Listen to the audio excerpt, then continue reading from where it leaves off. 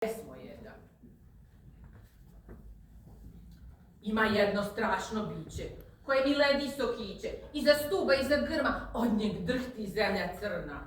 Pjesmojed se ono zove, uvlači se baš kroz snove. Kad naučim ja pjesmicu, znam je dobro za peticu. On pojede iz sjećanja sva najbolja rimovanja. Slisti redom sve riječi da talenat moj spriječi. Na preskoke pošto jede, poremeti redoslijede. A od pjesme izgližene nestanu i uspomene. Za bitku se sada spremam, riješio sam da ga lemam. Hoću da uvećam znanje, a zbog njega sve je manje.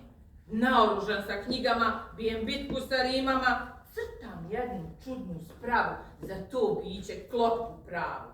Pod jastukom skrivam crtež, dok se sprema mali lupež. Kad pjesmo jednočas dođe, bome loše će da prođe.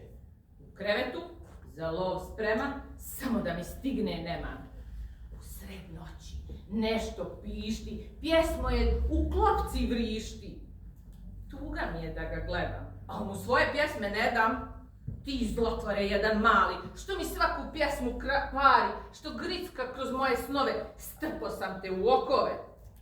A on drhti, samo čuti, u šapama pjesmu drži.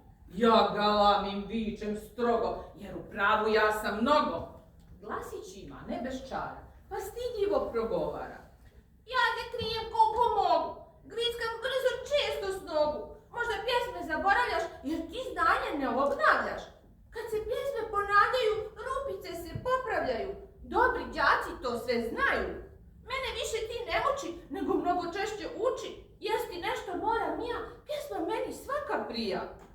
Žao mi je malog bića koji tako slatko priča. Rješenje nam novo treba. Da imamo dobrog đaka, ali sitog pjesmojeda. I dugo smo razmišljali, dogovor smo proslavljali. Školske pjesme da ne dira. Od pjesama iz vrtića neka one stare bira. Na spavanje sad se vraćam. A pjesmojed ide dalje da u tvoje snove